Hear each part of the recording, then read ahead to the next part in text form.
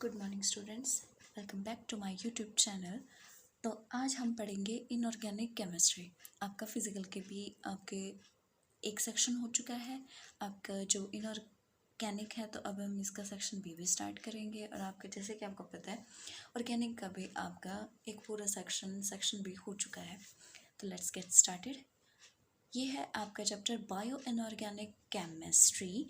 तो इसमें एक बायोकेमिकल रिएक्शंस के बारे में बताया गया है जो कि किस पर डिपेंड करती है, एक मेटल आयन पर डिपेंड करती है। ये जो आयन्स होते हैं आपके, ये प्रेजेंट होते हैं एक स्पेसिफिक पोजीशन पर, जो कि क्या करते हैं, आपकी रिएक्शंस को, एक रिएक्शन को फैसिलिटेट या फिर इनहिबिट करते हैं एक बायोकेमिकल सिस्टम में।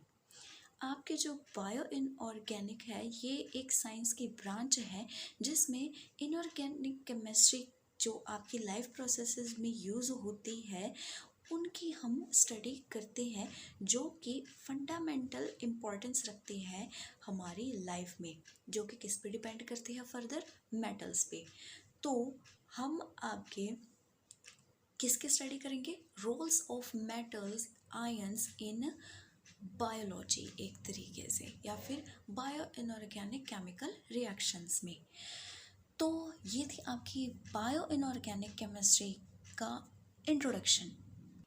तो अब आते हैं नेक्स्ट आपके essential and trace elements in bio system. तो जो आपके इनऑर्गेनिक एलिमेंट्स केमिस्ट्री में लाइफ के अंदर आपके यूज़ होते हैं उनको हम किससे रेफ़र करते हैं, बायो इनऑर्गेनिक केमिस्ट्री से रेफ़र करते हैं। ये हमें बताते हैं कि कुछ certain types of metal ions हमारी ज़िंदगी में या फिर नेचुरल नॉर्मल ग्रोथ या फिर फंक्शन ऑफ बायोलॉजिकल प्रोसेसेस में बहुत इम्पॉर्टेंट रोल प्ले करते हैं। इनका फंक्शंस होता है जैसे कि आपके बोन्स से रिलेटेड, टिथ से रिलेटेड, आपके जो बॉडी में वाटर सिस्टम जो प्रेजेंट है उसको बैलेंस करने में, आपके टिश्यूज़ में, या फिर आपने पढ़ा था प्रोस्थेटिक ग्रुप ऑफ एंजाइम आपके अमीनो एसिड्स में, जो आपका ऑर्गेनिक का चैप्टर था वहाँ पर आपने पढ़ा था। तो यहाँ पर आप प्रोस्थेटिक ग्रुप डिफाइन करोगे with essential and trace elements की डेफिनेशन के साथ। तो हमारी बॉडी के अंदर आपके, या फिर एक अर्थ के क्रस्ट के अंदर, या फिर एक सी वाटर के अंदर आपके जो एलिमेंट्स प्रेजेंट होते हैं उनकी यहाँ पर बात की गई है।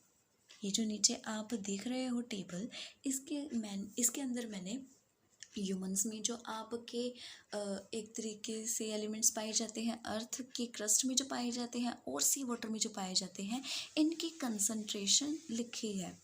और ये हैं आपके एसेंशियल या फिर ट्रेस एलिमेंट्स। तो अगर मैं बात करूँ ऑक्सीजन की, तो एक ह्यूमन बॉडी में 25% आपका ऑक्सीजन पार्ट एक एलिमेंट में प्रेजेंट होता है, एलिमेंट के तौर पर। अर्थ के क्रस्ट की बात करूँ तो 46.6 में, और सी वाटर में 33% में। यहाँ पर इस तरह से ये कुछ मेटल्स की परसेंटेज आपको दी गई है टेबल में। तो आपके एसेंशियल एलिमेंट्स कौन से होते हैं जो कि हमारी बॉडी में, हमारी लाइफ में रिक्वायर्ड होते हैं ताकि हमारी लाइफ में मेंटेनेंस बनी रहे। ये सारी लाइफ्स के लिए ज़रूरी होते हैं, ठीक है। हमारी बॉडी के अंदर जो प्रोसेसेस हो रही हैं वो उन प्रोसेसेस में इन मेटल आयन का बहुत बड़ा रोल होता है। अगर इन एलिमेंट्स की एब्सेंस हो हमारी बॉडी में तो आपकी डेथ भी हो सकती है, या फिर बॉडी में माल फंक्शन भी हो सकता है एक तरीके से, जिसे हम क्या बोलते हैं कि अगर कोई डिफेक्ट अगर बॉडी में आ जाए, ठीक है, तो उस तरह की अगर चीज़ आपकी बॉडी में प्रेजेंट हो तो इनका कारण एब्सेंस ऑफ दीज एलिमेंट भी हो सकता है। और जब हम इनकी एक प्रॉपर अमाउंट अपनी डाइट के अंदर लेते हैं तो जो हमारे अंदर एक तरीके से डिसफंक्शन जो हो रहे हैं वो रिस्टोर हो जाते हैं हमारे फिजियोलॉजिकल लेवल्स पे, उस एलिमेंट की वजह से। क्योंकि वो क्या करता है, हमारे जितने भी फंक्शंस रुके हुए हैं हमारे बायोलॉजिकल प्रोसेसेस में, जिनमें मेटल आयंस का आपका बहुत बड़ा रोल होता है।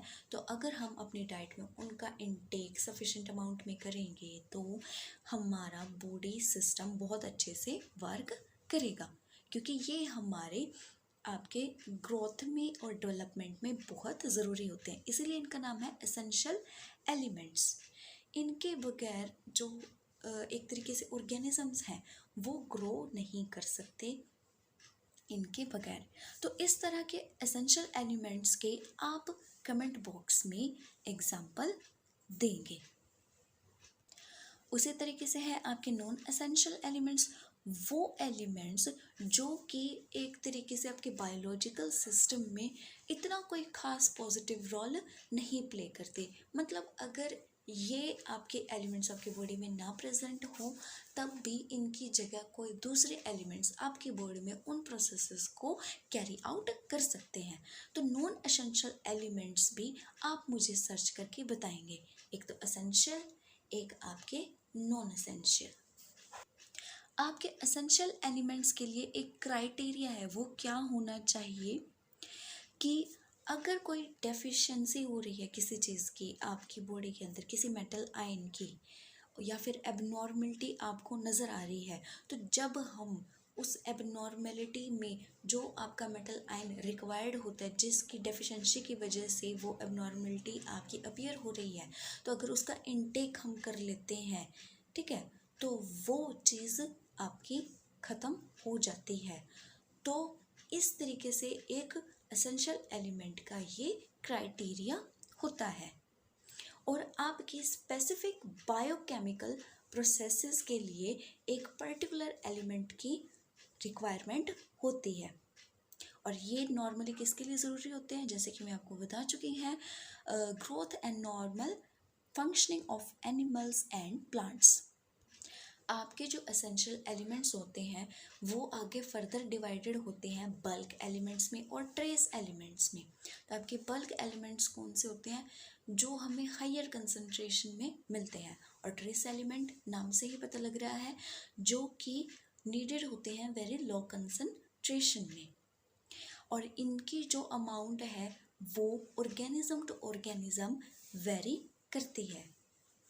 कई बार आपके जो एसेंशियल एलिमेंट्स हैं, जितनी उनकी रिक्वायरमेंट एक बॉडी को होती है, अगर उससे ज़्यादा हम हायर कंसंट्रेशन ले लेते हैं नॉर्मल से, तो ये टॉक्सिक भी हो जाते हैं। तो इस तरह के एसेंशियल एलिमेंट जिनकी हमें नॉर्मल रिक्वायरमेंट होती है, बट अगर हम उनको हायर कंसंट्रेशन पे ले ले तो वो हमारी बॉडी को नुकसान पहुंचा देती है। तो ऐसे एसेंशियल एलिमेंट एक आप मुझे खुद से सर्च करके बताएंगे। इसके बाद आपके एटलीस्ट 30 एलिमेंट्स ऐसे होते हैं जो कि एज एन एसेंशियल होते हैं आपकी लाइफ के लिए, जिन्हें हम क्लासिफाइड करते हैं 6 बल्क एलिमेंट्स में, 5 मैक्रो एलिमेंट्स में और 19 ट्रेस एलिमेंट्स में। तो बल्क में आपके कौन कौन से प्रेजेंट हैं, like hydrogen, carbon, nitrogen, oxygen, phosphorus और सल्फर। मैक्रो में आपका सोडियम, पोटेशियम, मैग्नीशियम, कैल्शियम और क्लोरीन। ट्रेस एलिमेंट्स में आयरन, कॉपर, जिंक, आपका टिन, लेड एक्सेट्रा। ठीक है, तो आपके not all the elements given as above as essential bulk और trace are required by every animal और प्लांट। ये मैं पहले भी बता चुकी हूँ कि ये जो अमाउंट होती है ये ऑर्गेनिज्म टू ऑर्गेनिज्म वेरी करती है आपकी। ठीक है, अब जैसे कि एक एग्जांपल ले लेती हूँ, यहाँ पर आपका जो सोडियम होता है वो इम्पोर्टेंट होता है हायर एनिमल्स में, बट अगर मैं बैक्टीरिया की बात करूँ तो उसमें सोडियम आपका इतना इम्पोर्टेंट नहीं होता। नेक्स्ट आते हैं आपके एसेंशियल बल्क एलिमेंट्स। अब इनमें आपके अलग अलग एलिमेंट्स को लेकर चल रहे हैं। तो यहाँ से ये जो सारी चीज़ें आती हैं एक तरीके से कुछ इतनी ज़्यादा एक तरीके से डेरिवेशन नहीं है, समझाने वाली चीज़ नहीं है, बट पढ़ने वाली और समझने वाली चीज़ है। तो आगे जो मैंने, वैसे तो मैं नोट्स बना रही थी, बट आगे मैं बुक से ही आपको इन चीज़ों को बताऊंगी। जहाँ आपके बनाने की ज़रूरत आएगी वहाँ मैं बनाकर भी ज़रूर आपको दिखाऊंगी। तो एसेंशियल बल्क एलिमेंट्स में आपके हैं लाइक पोटेशियम एंड सोडियम। जो आपका यहाँ पर हम फर्स्ट लेकर चल रहे हैं वो पोटेशियम लेकर चल रहे हैं, जो कि आपका फाउंड होता है universally as principal inorganic cation. ये क्या है आपका, आपको पता है, एज एन कटाइन फॉर्म ये आपका प्रेजेंट होता है और मोस्ट ऑफ द सेल्स में ये आपकी अपनी प्रेजेंस रखता है। तो आपका ये ऑलमोस्ट हर ऑर्गेनिज्म में इम्पॉर्टेंट होता है, बट ब्लू ग्रीन एल्गे जो आपका ये है इसमें ये इम्पॉर्टेंट नहीं होता।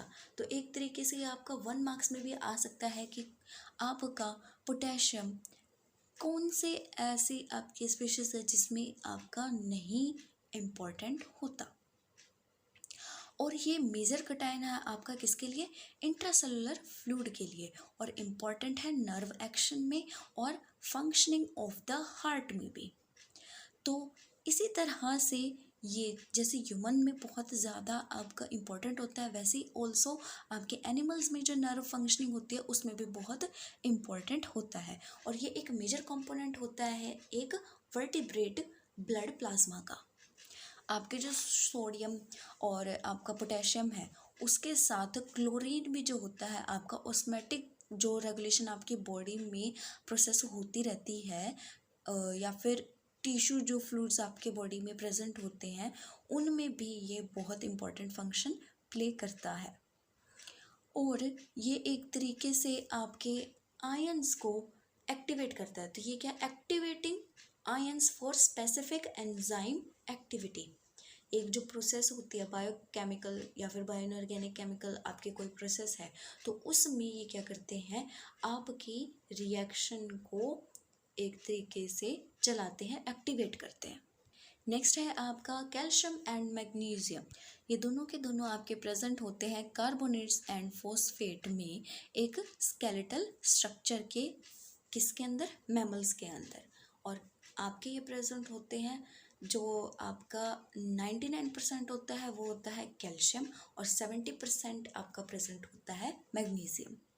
कैल्शियम वैसे आपका एसेंशियल होता है हर किसी के लिए, बट जनरली अगर हम बात करते हैं तो ये सेल वॉल्स में यूज़ होता है, बोन्स में होता है, और आपके as an structural component use होता है कुछ सेल्स के अंदर। आपके ह्यूमन ब्लड के अंदर भी आपका जैसे प्लाज्मा होता है उसके अंदर भी आपके कैल्शियम और मैग्नीशियम प्रेजेंट होते हैं। सेलुलर ऑर्गेनिजम्स के लिए आपका जो कैल्शियम है वो बहुत ज़्यादा इम्पोर्टेंट होता है। आपका कैल्शियम कहाँ प्रेजेंट होता है, ह्यूमन बॉडी में। वैसे ये चीज़ें पढ़ चुके हो, बट फिर भी मैं आपसे ये चीज़ें पूछूंगी क्योंकि यही चीज़ें हैं इम्पोर्टेंट जो इस चैप्टर में आपको करनी है। इनके रोल आपको याद करने के कहाँ कहाँ यूज़ होते हैं, और ये मसल कॉन्ट्रैक्शन में भी बहुत इंपॉर्टेंट रोल प्ले करते हैं और ब्लड क्लॉटिंग में भी इन्वॉल्व होते हैं। तो यहाँ से हम बुक से करेंगे आगे। तो आपका ये ब्लड क्लॉटिंग में भी इन्वॉल्व होता है, यहाँ तक हम पढ़ चुके हैं।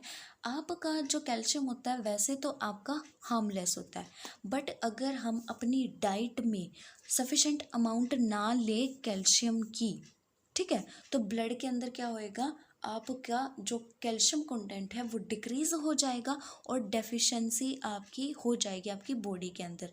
तो ये किस डिजीज़ को एक तरीके से लीड करता है, टेटनी को, ठीक है। ऑन द अदर हैंड अगर आपका जो कैल्शियम है वो एक्सेस में हो आपके ब्लड में, तो ये क्या होता है, आपके calcification of several internal organism आपके हो जाती है। तो आपके अगर एक्सेस हो तो कैल्सिफिकेशन, अगर आपके एक तरीके से डेफिशिएंसी हो डाइट के अंदर तो ये क्या है, टेटनी। तो आगे बात करते हैं मैग्नीशियम की, जो कि ये भी अपने आप में सभी ऑर्गेनिजम्स के लिए एक एसेंशियल एलिमेंट है। तो अगर मैं बात करूँ कैल्शियम की ब्लड के अंदर, तो इसके कंट्रास्ट में आपको जो मैग्नीशियम है ये किस में प्रेजेंट होता है, रेड सेल्स में होता है ज़्यादातर अकॉर्डिंग टू प्लाज्मा। ठीक है, तो आपका जो मैग्नीशियम का कंटेंट है मसल्स के अंदर भी ज़्यादा होता है, और ये आपका क्लोरोफिल में भी एक मेन लीडिंग आपका एलिमेंट होता है। It has electrochemical and enzyme activating functions, और आपका जो मैग्नीशियम है ये बहुत इंपॉर्टेंट रोल प्ले करता है as an activating ion for in many enzymatic reaction. तो ये एज ए एक्टिवेटर काम करते हैं, ये इसकी एक प्रॉपर्टी है जो कि आपको याद करनी है। तो अगर मैं इसकी इंट्रैक्शन करूँ मैग्नीशियम की किसके साथ, एटीपी के साथ, विच इज़ एडिनोसिन ट्राइफॉस्फेट, या तो मैग्नीशियम की किसके साथ करूँ, एटीपी के साथ एंड अदर न्यूक्लियोटाइड्स के साथ। ये क्या है, एक बहुत इम्पॉर्टेंट इंट्रैक्शन है इनकी। तो हमें स्टडी जब हमने करी तो हमें पता लगा कि जो आपकी ट्रांसफॉस्फोराइलेशन रिएक्शन जो है जिसमें एटीपी इन्वॉल्व होता है, ये बहुत स्मूथली सारी की सारी रिएक्शन कैरिड आउट करता है अगर आपका मैग्नीशियम 2 पॉजिटिव इसमें प्रेजेंस हो। और एटीपी आपको पता है क्या होता है, एनर्जी रिच मॉलिक्यूल होता है जो कि एक एनर्जी सोर्स की तरह आपका यूज़ किया जाता है। और ये क्या होता है, power house of the cell होता है, जो कि आप बचपन से पढ़ते आ रहे हो इस चीज़ को। और आगे आपकी दे रखी है standard free energy change of hydrolysis of ATP को किस में चेंज किया है, एडीपी में, एडिनोसिन डाइफॉस्फेट में, ट्राई से किस में कर दिया, डाइफॉस्फेट में चेंज कर दिया। तो इसमें आपकी स्टैंडर्ड फ्री एनर्जी क्या है, -31.0 किलो जूल पर मोल। तो यहाँ पर ये आपकी रिएक्शन है जिसमें एटीपी को लेकर चलते हैं और कहाँ तक जा रहे हैं, एडीपी तक हम जा रहे हैं। और हमने इसकी क्या की है, एटीपी की हाइड्रोलिसिस की है in the presence of magnesium. तो यहाँ पर इस तरह से ये एडिनोसिन ट्राइफॉस्फेट का स्ट्रक्चर ले रखा है, वाटर के साथ रिएक्शन की है इन द प्रेजेंस ऑफ आपका एंजाइम एक्टिवेटर। ये है आपका magnesium 2 positive, this will change it in this. ठीक है, तो ये यहाँ पर किस में चेंज कर दिया, ट्राइफॉस्फेट से डाइफॉस्फेट में चेंज कर दिया। स्ट्रक्चर बनाना है तो स्ट्रक्चर बना सकते हो, अगर आपको स्ट्रक्चर नहीं याद हो सकता तो आप क्या करो, इस एटीपी की जगह आप सीधा एटीपी भी लिख सकते हो, बट रिएक्शन ज़रूर लिखना। नेक्स्ट आता है आपका फॉस्फेट। तो आपके फॉस्फेट के बारे में क्या कहा गया है यहाँ पर, वो इम्पॉर्टेंट रिएक्शंस जिनमें आपकी इनऑर्गेनिक फॉस्फोरस का इन्वॉल्व हो, इस कंपाउंड का, ये किसके साथ आपकी चलती है, फॉस्फेट के साथ चलती है। और अगर मैं बात करूँ रिलीज ऑफ फॉस्फेट ग्रुप आपका जो होता है from an organic group and skeletal materials, वो भी किसके साथ आपका होता है, फॉस्फेट के साथ होता है। इनकी वजह से ये चीज़ें आपकी बॉडी में होती हैं। तो आपके जो इम्पोर्टेंस है एक फॉस्फेट कंपाउंड की, वो क्या है, जैसे कि मेटाबॉलिज्म आपके कार्बोहाइड्रेट्स का, फैट्स का, प्रोटीन्स का, विटामिन्स का, इनमें जो ये केमिकल बायोकेमिकल इम्पोर्टेंस होती है, इनमें आपको फॉस्फेट ग्रुप बहुत ज़रूरी होता है। कुछ इम्पॉर्टेंट फॉस्फेट कंपाउंड्स यहाँ पर लिखे गए हैं, जैसे कि न्यूक्लियोटाइड्स, पॉलीन्यूक्लियोटाइड्स एंड फॉस्फोलिपिड्स। आपका फॉस्फोरस जो होता है बहुत इम्पॉर्टेंट होता है, इसकी प्रेजेंस बहुत ज़रूरी होती है बोन्स के लिए, या फिर इसका फंक्शन होता है पीएच रेगुलेट करने में। ब्लड का भी पीएच होता है एक। अब ये भी आपके लिए एक क्वेश्चन है कि ब्लड का जो पीएच होता है ये कितना होता है, ब्लड का। ये कुछ टिपिकल चीज़ें हैं जो आपको पता होनी चाहिए, क्योंकि देखो सही बात बताऊँ तो ऐसी चीज़ें इंटरव्यू में आपसे आगे पूछी जाती है, या फिर इंटरव्यू में नहीं होगी तो जैसे कि आपके कोई भी कॉम्पिटिटिव एग्ज़ाम्स है जिसमें केमिस्ट्री इन्वॉल्व है, उसमें ये चीज़ें आपसे ज़रूर पूछी जाएगी। तो ये भी एक बहुत इंपॉर्टेंट क्वेश्चन है पोटेंशियल ऑफ हाइड्रोजन के लिए कि ब्लड का आपका पीएच क्या होता है। तो इसके रिलेटिव अमाउंट को एक तरीके से रेगुलेशन को पीएच के ब्लड के अंदर, उसके फंक्शन को कौन आपका चेक करता है, एक तरीके से फॉस्फोरस। ये बहुत इम्पोर्टेंट होता है। जो आपकी नॉर्मल फॉर्मेशन होती है बोन्स की, वो भी डिपेंड करती है आप डाइट में अपने फॉस्फोरस के अमाउंट कितने ले रहे हो, या फिर कैल्शियम आप कितना ले रहे हो, या विटामिन डी कितना ले रहे हो। तो ये था आपका फॉस्फेट। नेक्स्ट आता है आपका एसेंशियल ट्रेस एलिमेंट।